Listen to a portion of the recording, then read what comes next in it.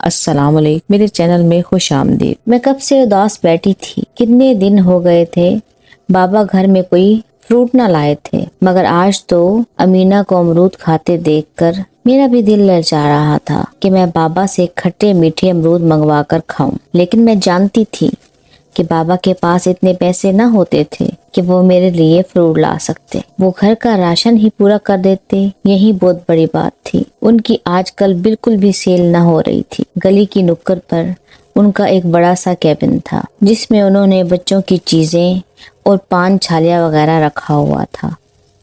میں چھت پر اداس کھڑی تھی جب میری نظر سامنے بنگلے پر پڑی۔ اس کے بڑے سے لان میں اس قدر درخت لگے ہوئے تھے اور ان پر لٹکے ہوئے رسدار پھل۔ ہم جانتے تھے کہ اس بنگلے میں کوئی بھی نہیں رہتا، یہ سالوں سے خالی پڑا تھا۔ ہاں، لیکن ایک چوکیدار ضرور رات کے وقت اس بنگلے کی پہرے داری کرتا تھا۔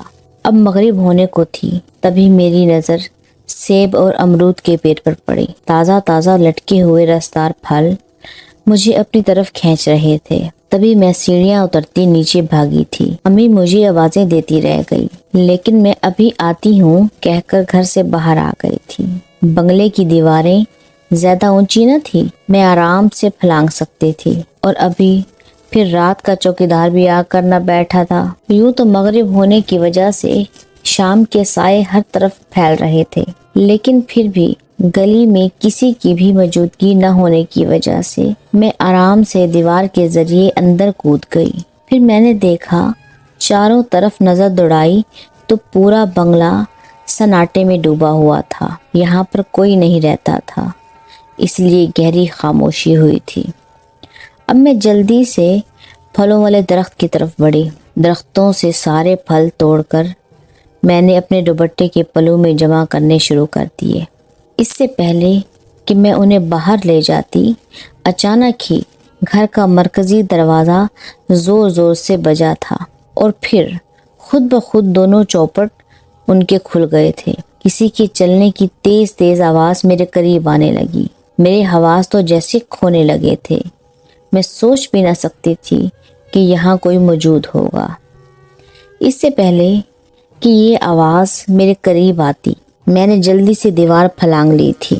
اب میں گھر بھاگتی ہوئی آئی۔ میرا دل بری طرح سے دھڑک رہا تھا۔ ایسے لگ رہا تھا جیسے مجھے کسی نے دیکھ لیا ہو، لیکن مجھے اچھی طرح معلوم تھا کہ اس گھر میں کوئی نہیں رہتا۔ اور پھر اچانک سے یوں دروازے کا کھلنا اور قدموں کی آواز سنائی دینا مجھے شدید حیران پریشان کر گیا تھا۔ امی سے نظر بچا کر میں سیدھی کمرے میں چلی گئی۔ پھر مزے لے لے کر وہ سارے پھل کھانے لگی۔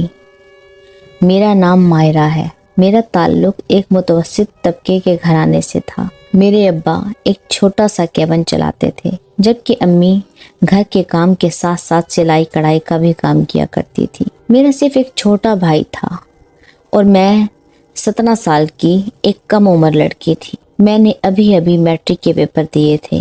آگے پڑھنے کا میرا کوئی ارادہ نہ تھا، کیونکہ کالج ہمارے گھر سے بہت دور تھا، لیکن پھر بھی امی کا اصرار تھا کہ تم کالج میں داخلہ لے لو۔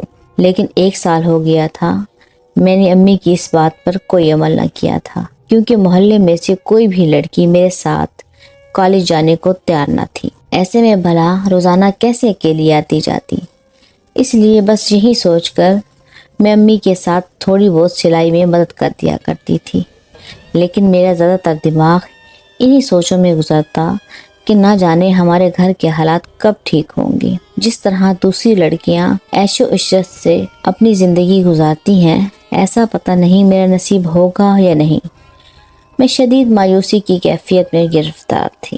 حالانکہ 2 بچے ہونے کے باوجود بھی ہمیں کئی چیزوں سے سمجھوتا کرنا پڑتا تھا، اور تو اور ہم کپڑے بھی زیادہ نہ بنا پاتے تھے، کیونکہ ابو کی اتنی آمدنی نہ تھی، اور پھر اس مہنگائی کے دور میں گھر کا کھانا پینا ہی پورا ہو جاتا تھا۔ اب تو پھر ہر روز یہ ہونے لگا، جب بھی میرا دل پھل فروٹ کھانے کا کرتا تو میں چپکے سے اس بنگلے سے پھل توڑ کر لے آتی۔ حالانکہ اکثر مجھے اس بنگلے کے کمرے سے مختلف آوازیں آیا کرتی تھی، لیکن پھر بھی میں اپنی حرکت سے باز نہ آتی۔ امی سے چوری چھپے گھر سے نکلتی और बंगले की दीवार फलांग कर पके हुए सारे फल तोड़कर ले आया करती, ये जाने बिना कि आने वाला वक्त मेरे लिए मुसीबत लेकर आने वाला है। उस रात भी मैं चुपके से घर से निकली। अब्बू बहुत देर से घर आया करते थे और भाई जो सिर्फ अभी 12 साल का था, वो स्कूल के साथ साथ मदरसे में भी तालीम हासिल कर रहा था, इसलिए खाना खाते ही फौरन सो जाया करता था, जबकि अम्मी अपनी सिलाई में मसरूफ होती। फिर मैं जल्दी से अम्मी से नज़र बचाकर घर से निकली और बराबर वाले बंगले की छोटी दीवार फलांग गई, लेकिन मेरे रोंगटे खड़े हो गए जब मैंने उन दरख्तों के पास एक काले लिबास में आदमी घूमता फिरता देखा, जैसे वो इन दरख्तों का पहरा कर रहा हो। मैं पलटकर वापस आने वाली ही थी कि अचानक उसने मुझे देख लिया। उसकी स्याह आंखें मुझे अंधेरे में भी चमकती हुई महसूस हुई थी। मैं बुरी तरह से घबरा गई। अब वो धीरे धीरे चलता हुआ मेरे करीब आ रहा था।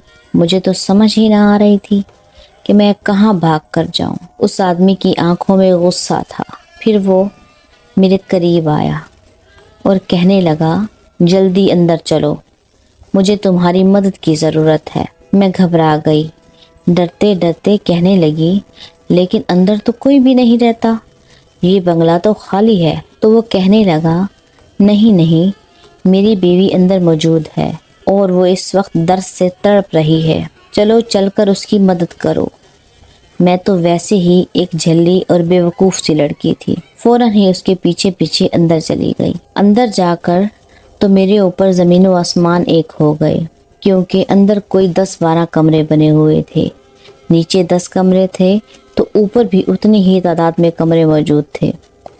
बंगला बहुत ही बड़ा था, लेकिन सारे कमरों के दरवाजे बंद पड़े थे। ये बंगला अंदर से बिल्कुल महल जैसा था। मैं हैरत से इधर उधर देखने लगी, लेकिन एक कमरे का दरवाज़ा खुला हुआ देखकर चौंक गई। वो आदमी उसी तरफ जा रहा था। जैसे ही मैं अंदर गई तो मेरे पैरों तले से ज़मीन निकल गई। सामने एक औरत फर्श पर बैठी थी। उसने भी काले रंग के कपड़े पहन रखे थे, लेकिन जिस तरह से वो दर्द से तड़प रही थी, ऐसा लग रहा था जैसे अभी किसी बच्चे को जन्म देने वाली हो। ऐसी हालत में मैंने पड़ोस में रहने वाली रुकैया बाजी को देखा था, जब उन्हें बच्चा पैदा होने वाला था। मैं घबराकर उस आदमी से कहने लगी, आपकी बीवी को डॉक्टर की ज़रूरत है, आप किसी डॉक्टर को ले आएं।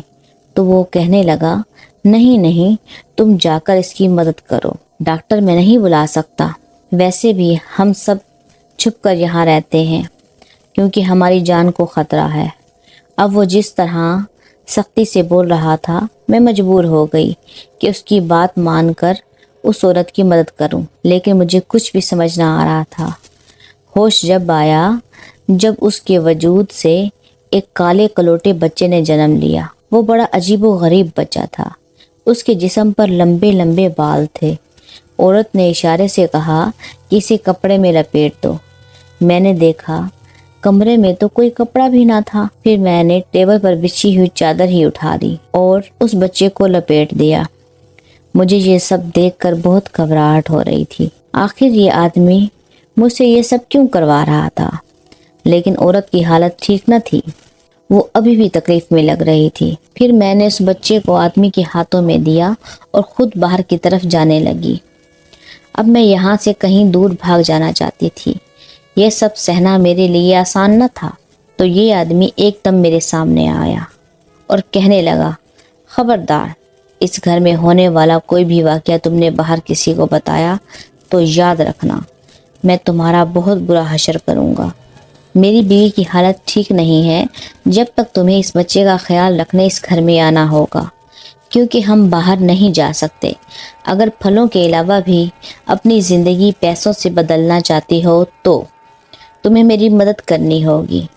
याद रखना, अगर मुझे और मेरी बीवी को खुश करती रहोगी तो तुम दौलत से माला माल हो जाओगी। मैंने फ़ौरन ही असाबत में सर हिला दिया था कि मैं कल ज़रूर आऊँगी। अब चौकीदार की नज़रों से बचकर मैं दीवार फलांगती हुई वापस घर आ गई, लेकिन मुझे अपने आप से बेहद घिन आ रही थी, क्योंकि जगह जगह मेरे कपड़ों पर निशान और धब्बे लग चुके थे। میں نے دوپٹے کو اچھی طرح اپنے وجود پر پھیلایا اور سیدھی کمرے میں بھاگتی چلی گئی۔ میری امی مجھے شک بھری نظروں سے دیکھ رہی تھی اور آوازیں دیتی رہ گئی، لیکن میں نے ان کی ایک نہ سنی اور فوراً باتھ روم میں جا کر کپڑے بدل لیے۔ اب میں امی کے پاس چلی گئی جو برآمدے میں بیٹھ کر مشین سے کپڑے سلائی کر رہی تھی۔ میں ان کے ساتھ ہی چارپائی پر لیٹی تھی۔ میرے ذہن میں اب تک وہ آدمی اور اس کا ہونے والا بچہ اور وہ درد سے تڑپتی ہوئی عورت ہی آ رہی تھی۔ پھر امی غصے سے کہنے لگی، میں دیکھ رہی ہوں کہ تم حد سے زیادہ ہٹ دھرم اور ضدی ہوتی جا رہی ہو، میری تو ایک بھی نہیں سنتی اور روزانہ شام کو تم باہر چلی جاتی ہو۔ وہ کڑے تیوروں سے مجھے دیکھتے ہوئے پوچھ رہی تھی۔ میں نے ان کی بات کا کوئی جواب نہ دیا، بلکہ الٹا ان سے سوال کر دیا اور کہنے لگی، امی آپ جھوٹ کہتی تھی کہ یہ بنگلہ خالی ہے، مجھے ایسا لگتا ہے یہاں پر کوئی رہتا ہے۔ میں ان کے منہ سے اگلوانا چاہتی تھی کہ اس بنگلے میں 2 میاں بیوی رہتے ہیں، لیکن امی نے مجھے ایسی نظروں سے دیکھا جیسے میری دماغی حالت پر ان کو شبہ ہو۔ یہ کیا تم اول فول بک رہی ہو؟ اچھی طرح پتہ ہے کہ یہ بنگلہ پچھلے 20 سالوں سے خالی ہے، پھر بھی تم آج بہکی بہکی باتیں کر رہی ہو۔ آخر تمہیں ہو کیا گیا ہے؟ یہ سارے خرافات تمہارے دماغ میں اس لیے آتے ہیں کیونکہ تم پڑھائی سے دور ہو چکی ہو۔ پڑھنا تو تمہیں آگے ہے ہی نہیں، بس کسی طرح سے ماں کو ستانا ہے۔ وہ اب بھی مجھے باتیں سنانے میں لگی ہوئی تھی۔ انہوں نے میری بات پر دھیان ہی نہ دیا۔ مجھے مایوسی ہوئی، پھر اکیلے بیٹھ کر خود ہی کڑی سے کڑی ملانے لگی۔ آخر وہ میاں بیوی دنیا والوں کی نظروں کے سامنے کیوں نہیں آنا چاہتے اور اس نے میری ہی مدد کیوں لی؟ ذہن میں یہ خیال آیا کہ اس نے مجھے کل اس بنگلے میں آنے کا کہا ہے اور اگر نہ گئی تو وہ کہیں یہاں پر ہی نہ پہنچ جائے۔ ساتھ ہی اس نے یہ بھی کہا تھا اگر میں اس کی مدد اور اسے خوش کرتی رہوں گی تو وہ مجھے مالا مال کر دے گا۔ اتنا تو میں اچھی طرح سے جانتی تھی کہ ابو کی کم آمدنی میں ہرگز ہمارا گزارا نہ ہوگا، اس لیے مجھے کچھ کرنا پڑے گا، تبھی تو ہمارے حالات بدلیں گے۔ خیر یہی سوچتے سوچتے میں کب سو گئی مجھے پتہ ہی نہ چلا۔ آنکھ جب کھلی، جب امی مجھے بری طرح سے جھنجھوڑ کر اٹھا رہی تھی، وہ کہنے لگی، کیا ہو گیا ہے تمہیں؟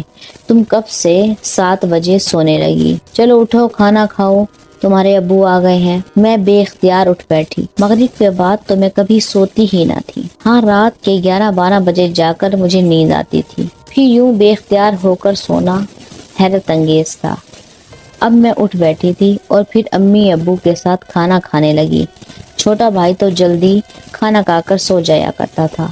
دوسرے دن امی خالہ کی طبیعت پتہ کرنے ان کے گھر جا رہی تھی۔ انہوں نے مجھے بھی ساتھ چلنے کا کہا تو میں نے جانے سے صاف انکار کر دیا۔ پھر وہ کہنے لگی کہ میں نے سالن بنا دیا ہے، تم آٹا گوندھ کر رکھ دینا اور کچن میں پڑے ہوئے برتن بھی دھو لینا۔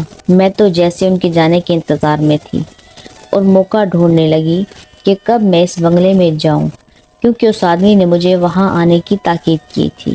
میں ایک بار اس کی بیوی کو دیکھنا چاہتی تھی کہ آیا اس کی طبیعت ٹھیک ہوئی یا ویسے ہی وہ درد سے تڑپ رہی ہے، کیونکہ وہ کل جیسی حالت میں تھی اسے دیکھ کر میرے رونگٹے کھڑے ہو گئے تھے۔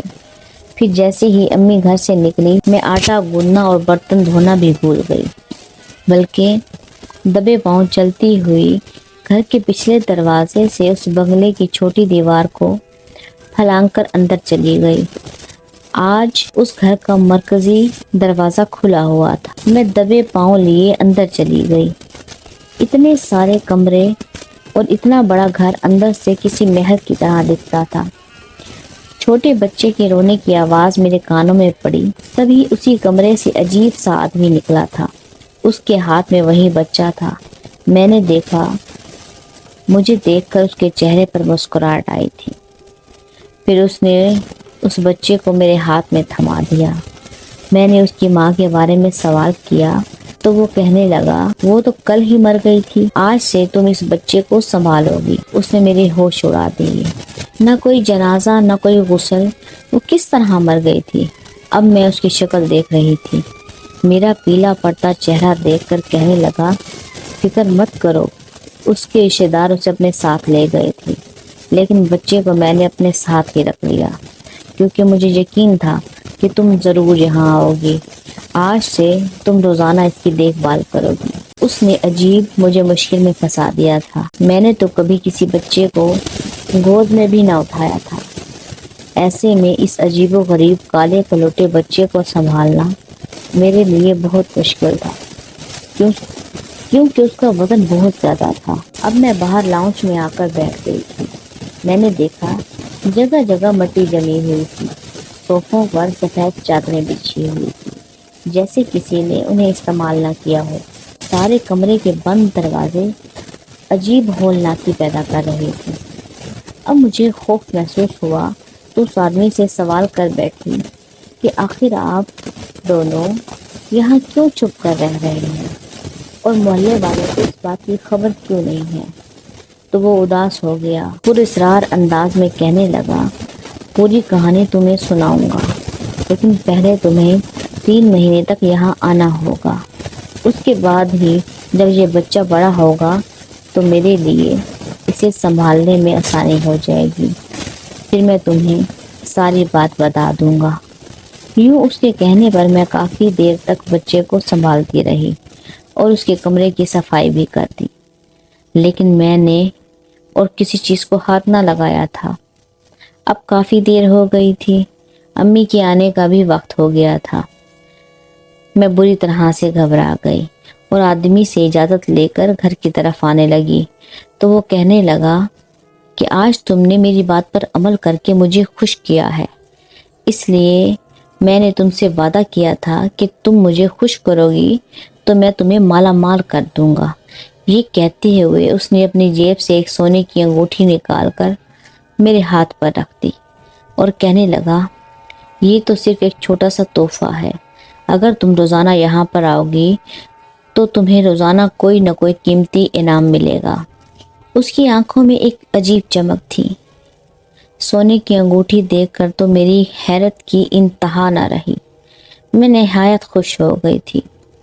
پھر جلدی سے چوری چھپے وہی چھوٹی سی دیوار پھلانگ کر اپنے گھر کے پچھلے دروازے سے اندر چلی گئی۔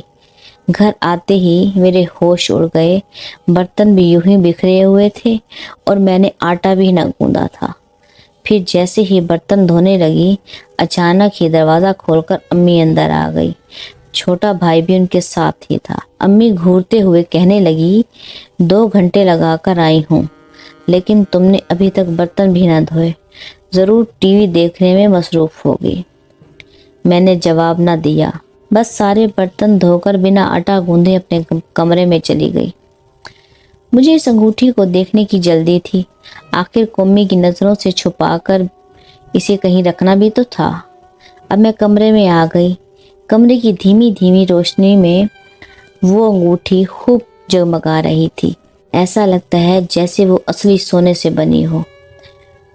مجھے وہ بہت اچھی لگ رہی تھی اور میرے نازک اور سفید ہاتھوں میں وہ کسی نگینے کی طرح فٹ آ گئی تھی۔ پھر جیسے ہی امی بولتی ہوئی کمرے کی طرف آنے لگی تو میں نے جلدی سے وہ انگوٹھی چھپا لی۔ اب نئے نئے خواب میری آنکھوں میں سج رہے تھے۔ میں نے دل ہی دل میں سوچ لیا تھا کہ وہ ضرور ہر روز مجھے سونے یا ہیرے کی کوئی نہ کوئی چیز دے گا۔ دکھنے میں وہ کوئی امیر آدمی لگتا ہے۔ اب تو میں ہر روز ہی اس بنگلے میں جانے لگی تھی۔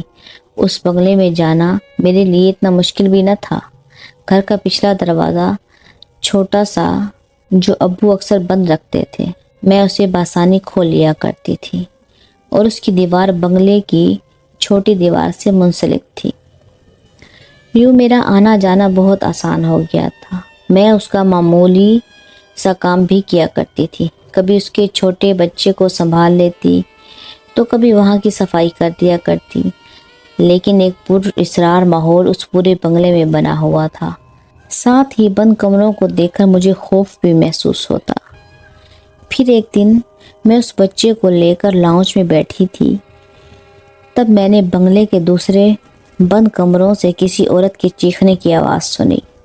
میں گھبرا کر اٹھ کھڑی ہوئی، بچے کو ساتھ لیے کمرے کی طرف جانے ہی والی تھی۔ اچانک ہی کسی کے غصے سے بولنے والی آواز پلٹی۔ وہ آدمی ہی تھا جو مجھے گھورتے ہوئے کہنے لگا، मैं क्यों जा रही हूँ? मैंने घबराते हुए कहा, अभी अभी मुझे यहाँ से आवाज़ आई है। तो वो कहने लगा, तुम अपने काम से काम रखो और बाहर लाउंज में जाकर बैठो। अब मुझे बड़ा ही खौफ सा महसूस हो रहा था। बच्चे को बहलाते बहलाते अचानक ही मेरी नज़र किचन पर पड़ी तो मेरे होश उड़ गए। किचन में धूल मिट्टी और गिद्धो गुबार अटा हुआ था। ऐसे लगता था सालों से इसमें काम न किया हो। तो फिर ये इस घर में कैसे रह रहा है? इस बात ने मुझे परेशान कर दिया। हर चीज़ पर गर्द ही गर्द जमी हुई थी। कोई भी चीज़ ज़ेरे इस्तेमाल न थी। सिर्फ इस कमरे के अलावा कोई दूसरा कमरा खुलता ही न था। फिर उस दिन मैं चुपके से वापस लौट आई थी। मैं अम्मा को कहती कि मैं अपनी सहेली के घर जा रही हूँ, जबकि चुपके से मैं इस बंगले में चली जाया करती थी। एक दिन मेरे होश उड़ गए जब अम्मा ने मुझे बताया कि मोहल्ले वाले इस बंगले के बारे में अजीब अजीब सी बातें कर रहे हैं। एक औरत कल आई तो कहने लगी, यहाँ से मुझे किसी बच्चे के रोने की आवाज़ आती है और साथ ही किसी औरत के चीखने की भी। अब तो मैं बुरी तरह परेशान हो गई। वो शख्स छुप कर इस घर में रह रहा था, वो भी अपने बच्चे समेत। आहिस्ता आहिस्ता मोहल्ले वालों को इस बारे में पता चलता जा रहा था। अब मुझे ये बात उसे भी बतानी थी। अब मेरा शाम को जाना लाजमी हो गया था। अम्मा खाना बनाने में मसरूफ़ हुई। मैं चुपके से उस बंगले में आई। मगरिब का वक्त था। मैं दीवार फलांग कर दरख्तों से होते हुए चुपके से मरकज़ी दरवाजे से अंदर चली आई। लेकिन जब अंदर की जानिब बढ़ी, मेरी किस्मत ही ख़राब थी कि चौकीदार की नज़र मुझ पर पड़ गई। उसने चीख कर मुझे अंदर जाने से रोका था। मैं पलटी तो मुझे गुस्से से कहने लगा, लड़की तुम इस बंगले में कैसे आई? मैं घबरा कर कहने लगी, वो मैं इस दरख्तों से फल लेने आई थी। देखो ना कितने ज़ाया हो रहे हैं, नीचे गिर रहे हैं। उसने अपने सर पर हाथ मारा और कहने लगा, क्या इससे पहले भी तुम इन दरख्तों से फल खा चुकी हो? मैंने इस बात पर असाबत में सर हिलाया और खुश होकर कहने लगी, जी चौकीदार बाबा, मैं 2-3 दफ़ा यहाँ से फल ले गई हूँ। यहाँ के फल बहुत लजीज और रसदार हैं। उसने मेरी अकल पर मातम किया और कहने लगा, अब तुम पछताओगी लड़की। क्या तुम्हें तुम्हारे माँ बाप ने ये नहीं बताया कि पिछले 30 सालों से बंद इस घर में आसेब है? ये सारे दरख्त उन्हीं के लगाए हुए हैं। ये दरख्त भी आसेब ज़दा हैं। अगर इनका फल कोई खाता है तो उसे हर जगह आसेब नजर आना शुरू हो जाते हैं। चौकीदार के चेहरे पर परेशानी थी, जिससे साफ जाहिर था कि वो झूठ नहीं कह रहा, बल्कि ये बात हकीकत है। फिर मैं घबरा कर उससे कहने लगी, लेकिन अंदर कोई रहता है और ये बात सारे मोहल्ले वाले भी कह रहे हैं। तो वो कहने लगा, हाँ, अंदर रहने वाले भी आसेब ही हैं। मैं यहाँ की चौकीदारी इसलिए करता हूँ ताकि कोई भी इस बंगले के अंदर न जाए। किसी अनजान शख्स को मालूम ही ना होगा कि इस बंगले में आसेब रहते हैं। यूं वो उसके शिकंजे में फंस जाएगा। तुमने बहुत बड़ी गलती की, अब उसका खमियाजा भी भुगतना पड़ेगा। न जाने कब से तुम इस बंगले में आ जा रही हो और तुम नहीं जानती कि पिछले कुछ दिनों से मोहल्ले वालों को भी इस बंगले में मौजूद आसेब ने तंग कर रखा है। पूरी रात इस बंगले में हलचल महसूस होती है। कभी किसी मर्द की खौफनाक आवाज़ तो कभी किसी बच्चे के रोने की आवाज़ें, और तो और एक औरत की चीखों की आवाज़ें भी यहाँ सुनाई देने लगी हैं। ऐसे लगता है कि इस बंगले में कैद आसेब आज़ाद हो गए हैं। वो पुरस्रार अंदाज में बोलता हुआ खुद किसी भूत से कम न लग रहा था और मेरे पैरों तले से तो ज़मीन ही निकल गई। मैं गिरते पड़ते घर पहुंची। घर पर जाकर मुझे सख्त बुखार चढ़ गया। अम्मी हैरान थी, फिर कहने लगी, ये तुम्हें क्या हुआ है? तो मैं अम्मी से कहने लगी, अम्मी मुझे बचाओ, मुझे वो चीज़ें नज़र आने लगी हैं जो किसी और को दिखाई नहीं देती। बुखार की हालत में भी न जाने मैं क्या ओल फोल बके जा रही थी। फिर अम्मी दूसरे दिन मुझे दम कराने के लिए एक पीर बाबा के पास ले गई। वहाँ पर औरतों का रश था। मैं भी औरतों की भीड़ में बैठ गई। अचानक ही میری نظر اپنے برابر میں بیٹھی ایک عورت پر پڑی۔ اس کا چہرہ کالے دوپٹے سے ڈھپا ہوا تھا، وہ سر جھکا کر بیٹھی تھی۔ میں اس کی شکل دیکھنا چاہتی تھی کہ وہ آخر اس طرح کیوں بیٹھی ہے۔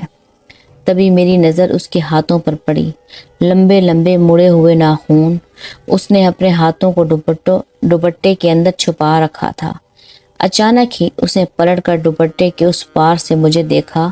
کالے دوپٹے میں سے اس کی سفید آنکھیں دیکھ کر میں بری طرح سے چیخنے لگی۔ ساری عورتیں جمع ہو گئی تھی۔ امی کی تو پریشانی سے حالت ہی بری تھی۔ اس سے پہلے کہ میں اس عورت کو تلاش کرتی، وہ نگاہوں سے اوجھل ہو چکی تھی۔ میں امی کو کہتی، امی مجھے گھر لے چلیں، مجھے یہاں بہت ڈر لگ رہا ہے۔ عورتیں کہنے لگی کہ سب سے پہلے اسے ہی پیر کے پاس لے جاؤ، لگتا ہے اس کی طبیعت ٹھیک نہیں ہے۔ اب میں خاموش تھی، سہمی ہوئی امی سے چپکی، گود میں سر رکھ کر لیٹی تھی۔ پھر امی پیر صاحب سے کہنے لگی، بابا اس کو نہ جانے کیا ہوا ہے، بخار کی حالت میں عجیب عجیب باتیں کر رہی ہے، لگتا ہے اس کے ذہن پر کوئی اثر ہو گیا ہے۔ تبھی بابا نے مجھ پر دم کیا اور امی سے کہنے لگا، اسے کل بھی لے کر آنا، یہ بچی مجھے ٹھیک نہیں لگ رہی، میں اس کا حساب کروں گا۔ یوں دم کروا کر میں گھر لوٹ آئی تھی۔ تب بھی چوکیدار کی باتیں اور اس گھر میں نظر آنے والا عجیب و غریب سا بچہ اور اس کا باپ اور عورت کی چیخیں سنائی دینا، میں کچھ بھی نہ بھول پائی تھی۔ ایسا لگتا تھا وہ عورت جو اس دن بچہ پیدا کر رہی تھی، اس پیر کے آستانے پر وہیں میرے برابر میں آ کر بیٹھی تھی۔ اچانک ہی میرے ذہن میں کچھ خیال آیا تو میں اٹھ کر پاگلوں کی طرح اس انگوٹھی کو ڈھونڈنے لگی جو اس آدمی نے مجھے دی تھی۔ الماری میں رکھی ہوئی وہ سونے کی انگوٹھی ایسے ہی جگمگا رہی تھی۔ کچھ دن میں میری طبیعت ٹھیک ہو گئی۔ پھر میں نے سنا جب امی ابو باتیں کر رہے تھے کہ بنگلے کا چوکیدار بیمار ہے، اس لیے وہ آج کل نہیں آ رہا۔ لوگوں کو اس سے بہت خوف محسوس ہو رہا تھا، اس لیے اب محلے کے لوگوں نے فیصلہ کیا تھا کہ اس بنگلے کو ہمیشہ کے لیے سیل کر دیا جائے یا پھر کسی بڑے عامل کو بلا کر اس بنگلے کو دکھایا جائے۔ ویسے بھی لوگ بہت پریشان ہو گئے تھے۔ ان کا خیال تھا کہ یہ آصف زدہ بنگلہ ہمارے لیے بڑی پریشانی کھڑی کر سکتا ہے۔ میرے خوف سے رونگٹے کھڑے ہو گئے تھے۔ ایسا لگتا تھا کہیں نہ کہیں یہ میرے ساتھ ہونے والا واقعہ بھی آصفی ہی ہے، کیونکہ اس بڑے سے بنگلے کے سارے دروازے تو بند رہتے تھے، پھر ایک ہی کمرے میں وہ آدمی اور اس کا بچہ ہر وقت موجود تھے، اوپر سے گرد و غبار اور ہر چیز پر ڈالے گئے کپڑے اس بات کی نشانی تھی کہ اس بنگلے میں کوئی بھی استعمال نہیں کرتا۔ وہ چھپ کر رہنے والا آدمی اور اس کا بچہ اور اس بچے کو جنم دینے والی عورت آخر تھی تو کون؟ یہ سوال میرے ذہن میں اٹھ رہے تھے۔ اس چیز کا تجسس میرے دل میں اب بھی موجود تھا۔ چوکیدار نے ایسا کیوں کہا تھا کہ اگر میں نے اس بنگلے کے درختوں سے پھل کھائے ہیں تو میں پچھتاؤں گی؟ انہی سوچوں میں ڈوبے اب میں اپنے گھر میں رہنے لگی۔ امی پریشان رہتی کہ تمہیں کیا ہوا ہے، لیکن میں انہیں تسلی دیتی کہ ایسی کوئی بات نہیں ہے، اب میں بالکل ٹھیک ہو چکی ہوں۔ میں جلد از جلد ان سوچوں سے چھٹکارا پانا چاہتی تھی، اس لیے پھر ایک دن امی اوپر چھت پر بیٹھی کمرے کی صفائی کر رہی تھی۔ میں چپکے سے گھر سے نکلی اور اس بنگلے کی چھوٹی دیوار پھلانگ کر اندر چلی گئی۔ اس سے پہلے میں یہاں آیا کرتی تھی تو مجھے خوف محسوس نہ ہوتا تھا، لیکن اب درختوں پر لٹکے رسدار پھل اور بنگلے میں چھایا خوفناک سناٹا میری جان نکالے جا رہا تھا۔ لیکن جس جگہ کا کھوج میں لگانے آئی تھی اور جس کا تجسس مجھے بے چین کیے ہوئے تھا، آج مجھے وہ بات پتہ لگانی تھی۔ پھر تھوڑا آگے گئی ہی تھی کہ اچانک کسی نے میرے کندھوں پر ہاتھ رکھا۔ میں پلٹی تو میرے پیروں تلے سے زمین نکل گئی، کیونکہ وہ سامنے وہی عورت تھی جس نے کالے رنگ کے کپڑے پہن رکھے تھے، درد سے تڑپتی ہوئی۔ وہ عورت تو زندہ تھی، تو اس آدمی نے مجھ سے جھوٹ کیوں کہا تھا؟ کون ہو تم؟ گھبرا کر میرے منہ سے یہ الفاظ ادا ہوئے، وہی جس کی تم نے اس دن مدد کی تھی۔ اب میں خاموش تھی، پھر گھبرا کر کہنے لگی، لیکن تم تو مر چکی تھی۔ نہیں، میں مری نہیں تھی، بلکہ کچھ دنوں کے لیے یہاں سے غائب ہوئی تھی، لیکن جب واپس آئی تو میرا بچہ اور شوہر دونوں یہاں سے غائب ہو چکے ہیں۔ تم میری مدد کرو انہیں ڈھونڈنے میں۔ وہ خوبصورت عورت آنسو بہا رہی تھی۔ میں اس کا دکھ جیسے اپنے دل میں محسوس کر رہی تھی، لیکن پھر جیسے ہی ہوش میں آئی اور ڈرتے ڈرتے کہنے لگی، لیکن سارے لوگ کہتے ہیں اس گھر میں آسیب رہتے ہیں، کیا تم بھی کوئی چڑیل ہو؟ میری بات سن کر وہ مسکرائی اور کہنے لگی، ہاں، میں ایک جن زادی ہوں، لیکن مجھ سے ڈرنے کی ضرورت نہیں ہے۔ میں ایک نیک جن ذات کی بیٹی ہوں۔ ہم کسی بھی انسان کو تکلیف نہیں پہنچاتے، لیکن میرا شوہر جن ذات نہ جانے میرا بچہ لے کر کہاں چلا گیا ہے۔ پہلے ہم دونوں اس گھر میں رہا کرتے تھے، لیکن جب سے بچہ اس دنیا میں آیا ہے وہ میرے ساتھ رہنے پر راضی نہیں۔ میرے پاؤں کے نیچے سے تو جیسے زمین ہی نکل گئی تھی، کیونکہ ایک جنزادی میرے سامنے کھڑی مجھ سے باتیں کر رہی تھی۔ میرے چہرے کی رنگت بالکل پیلی پڑ چکی تھی۔ بمشکل میری زبان سے یہ لفظ ادا ہوئے تھے، لیکن تم تو بہت خوبصورت ہو۔ میں نے سنا ہے کہ جنات بہت خوفناک ہوتے ہیں۔ تو وہ کہنے لگی، ہاں، میں بھی خوفناک ہوں، لیکن اس وقت میں تمہارے سامنے انسانی روپ میں آئی ہوں۔ اس دن پیر بابا کے استانے پر بھی میں ایک انسانی روپ اختیار کر کے ان سے مدد مانگنے گئی تھی، لیکن تمہاری وجہ سے وہاں سب عورتیں مجھے شک بھری نظروں سے دیکھنے لگی، تو اس لیے میں نے اپنے آپ کو غائب کر دیا۔ اب میرے شوہر اور بچے کا پتہ لگانے کے لیے تمہیں میری مدد کرنی ہوگی۔ میں ہر رات اس بنگلے میں تمہارا انتظار کروں گی۔ یہ کہہ کر وہ میرے سامنے سے غائب ہو گئی۔ میں گرتے پڑتے گھر پہنچی۔ یقین نہ آتا تھا کہ آج اس گھر میں رہنے والے آصیب کو میں اپنی آنکھوں سے دیکھ چکی تھی۔ اماں نے مجھے باہر سے آتے ہوئے دیکھ لیا تھا۔ چیخ کر کہنے لگی، کتنی دفعہ تجھے کہا ہے کہ بے وقت باہر نہ نکلا کرو، پہلے ہی تیری طبیعت ٹھیک نہیں رہتی۔ آ لینے دو آج اپنے ابا کو، ان سے شکایت کرتی ہوں۔ لیکن میں چپ رہی۔ میں نے انہیں کوئی جواب نہ دیا۔ میں سوچ رہی تھی کہ آخر میں اس جنزادی کی مدد کیسے کروں۔ پھر آخر کار میں نے اس کی مدد کرنے کا سوچ لیا، چاہے اس کے لیے مجھے کتنی ہی مشکل اٹھانی پڑے۔ میں اس کے بچے اور شوہر سے اسے ملوا کر ہی رہوں گی۔ یہ سوچ کر میں بستر پر لیٹی رہی، لیکن اس رات اچانک ہی پورے گھر میں قیامت آ گئی، جب ابا کی طبیعت خراب ہوئی اور وہ بے ہوش ہو کر چارپائی سے نیچے گر گئے۔ اماں اور میرے ہوش اڑ گئے۔ بمشکل ایک محلے والے لڑکے کی مدد سے ہم انہیں ہسپتال لے گئے۔ گھر میں چند پیسے ہی رکھے ہوئے تھے۔ ڈاکٹر نے فوراً ہی ہسپتال میں داخل ہونے کا کہہ دیا تھا، ساتھ ہی خون ٹیسٹ اور نہ جانے کون کون سے ٹیسٹ کرانے کا کہا تھا۔ یوں تو یہ ہسپتال کسی فاؤنڈیشن کی طرف سے تھا، لیکن پھر بھی ہر چیز پر آدھے چارجز لے رہے تھے۔ میں بری طرح سے پریشان ہو گئی۔ اماں کے چہرے پر بھی پریشانی تھی۔ میں سمجھ سکتی تھی کہ وہ پیسوں کی وجہ سے پریشان ہے۔ ہسپتال کا مہنگا بل ہم جیسے غریب لوگ بھلا کہاں اٹھا سکتے تھے۔ اماں کہنے لگی، میں تمہارے ابا کو دیکھ کر آتی ہوں، تم یہیں پر بیٹھو۔ میں اداس اور پریشان بیٹھی تھی جب سامنے سے آتے چوکیدار کو دیکھا۔ وہ میری طرف ہی آ رہا تھا۔ میں حیران رہ گئی۔ پھر اس نے مجھے رک کر دیکھا اور کہنے لگا، ماہرہ ابرار تمہارا نام ہے بیٹا؟ میں نے سر ہلا دیا تھا۔ پھر وہ چوکیدار کہنے لگا، یہ کوئی عورت تمہارے لیے دے کر گئی ہے۔ اس نے ایک لفافہ میرے ہاتھ پر رکھا تھا۔ میں نے اس کا شکریہ ادا کیا اور جیسے ہی لفافہ کھول کر دیکھا تو میرے ہوش اڑ گئے۔ وہ پیسوں سے بھرا ہوا تھا۔ اس مشکل گھڑی میں بھلا میری مدد کس نے کی تھی؟ میں حیران و پریشان رہ گئی۔ وہاں گمسم بیٹھی تھی جب اماں چلی آئی۔ مجھے کہنے لگی، تمہارے ابا کی طبیعت تو ٹھیک نہیں، انہیں فوراً ہی علاج کی ضرورت ہے۔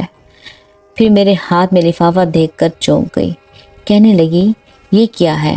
پھر انہوں نے پیسے دیکھے تو ایک خوشی کی لہر ان کے چہرے پر آ گئی۔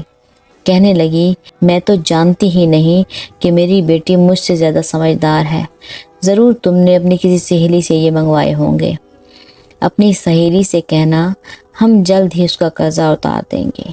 یہ کہہ کر اس نے سارے پیسے مجھ سے لے لیے اور ہسپتال میں جمع کروانے چلی گئی۔ میں نہیں جانتی تھی کہ یہ پیسے کس نے بھیجے تھے، لیکن جس نے بھی بھیجے تھے اس نے مجھ پر بڑا احسان کیا تھا۔ پھر 4 دن تک ہسپتال میں ابا داخل رہے، لیکن پھر جب گھر لے کر آئے تو ان کی حالت پہلے سے بہتر تھی۔ ان کا بر وقت علاج ہو گیا تھا، جس کی وجہ سے ان کی زندگی بھی بچ گئی تھی۔ پھر اماں ابا کے ہوش آنے کے بعد انہیں بتانے لگی کہ تمہاری بیٹی نے تو آج کمال ہی کر دیا۔ میں تو اسے بہت نادان اور لاؤبالی سمجھتی تھی، لیکن اسے ہم دونوں کی بہت فکر ہے۔ اماں ابا نے پیار سے مجھے سینے سے لگا لیا تھا۔ میں نے سر جھکا لیا، لیکن اس رات مجھے عجیب سا خواب آیا، جیسے کوئی مجھے پکار رہا ہو، مائرہ آؤ میرے پاس آؤ، میں تمہارا انتظار کر رہی ہوں۔ میں چونک کر اٹھی تھی، میرا پورا جسم پسینے سے شرابور تھا۔ ایسا لگتا تھا وہی جنزادی تھی جو بنگلے میں میرا انتظار کر رہی تھی۔ اب میں دبے پاؤں گھر سے نکلی تھی۔ گلی میں پورا سناٹا چھایا ہوا تھا، لیکن میرا اس سے ملنا ضروری تھا، کیونکہ اس بار وہ میرے خواب میں آئی تھی۔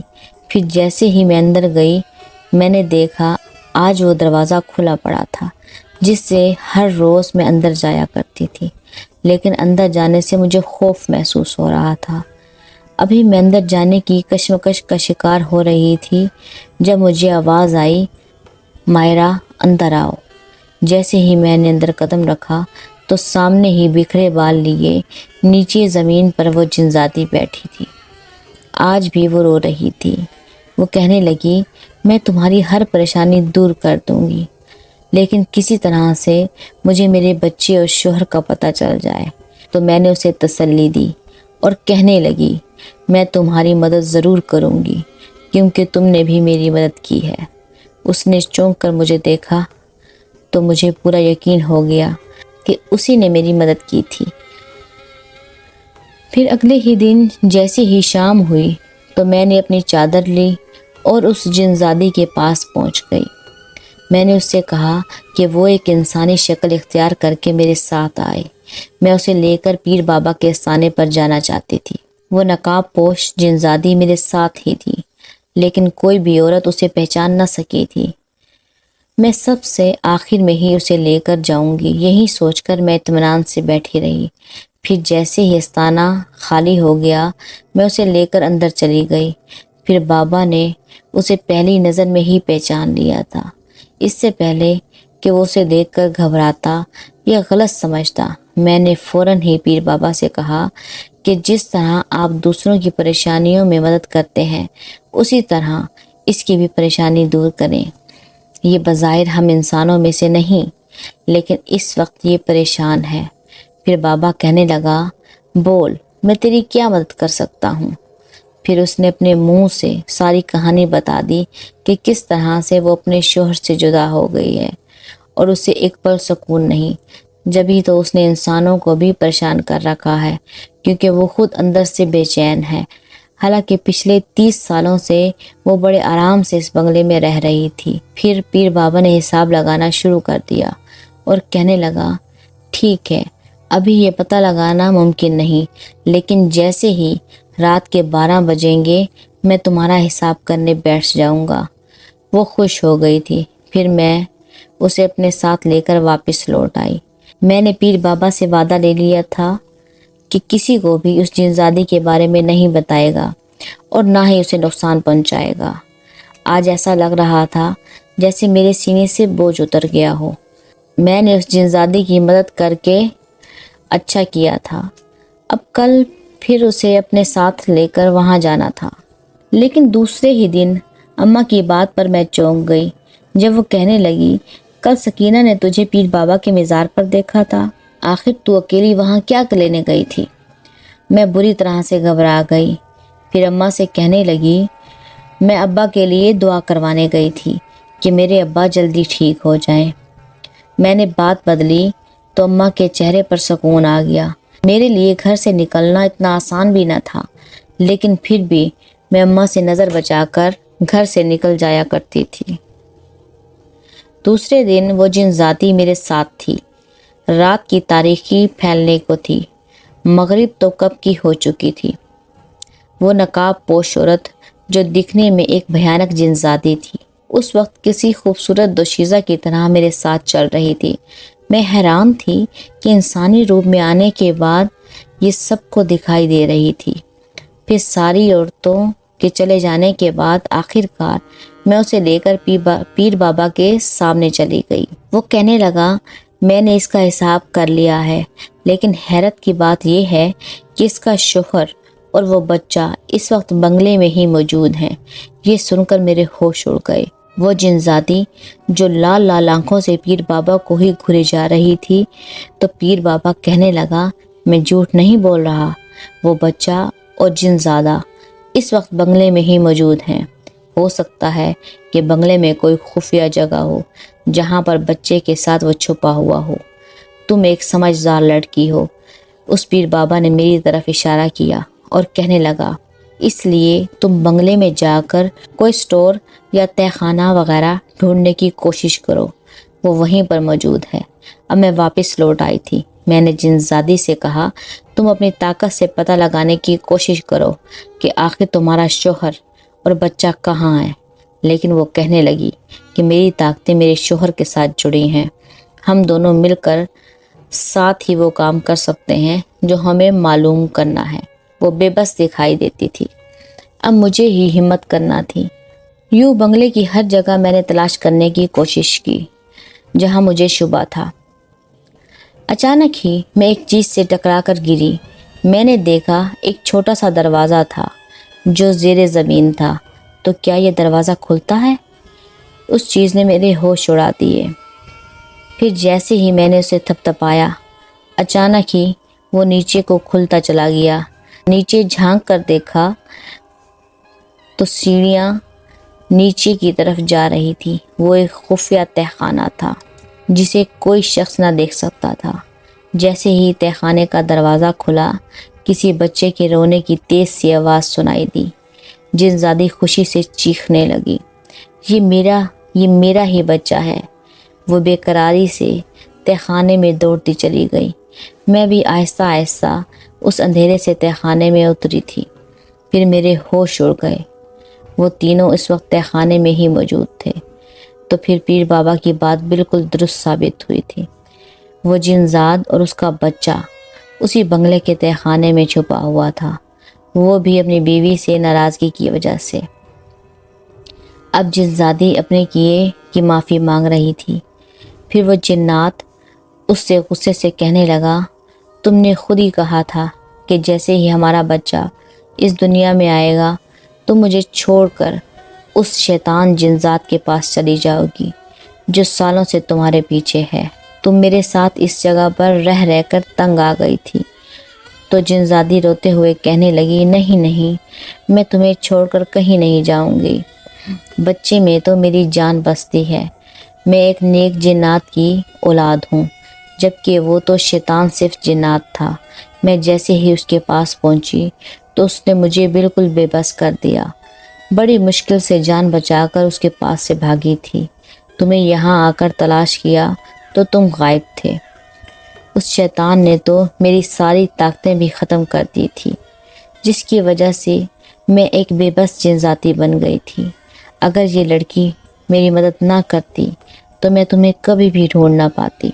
वो मुझे शुक्रगुजार नज़रों से देख रही थी।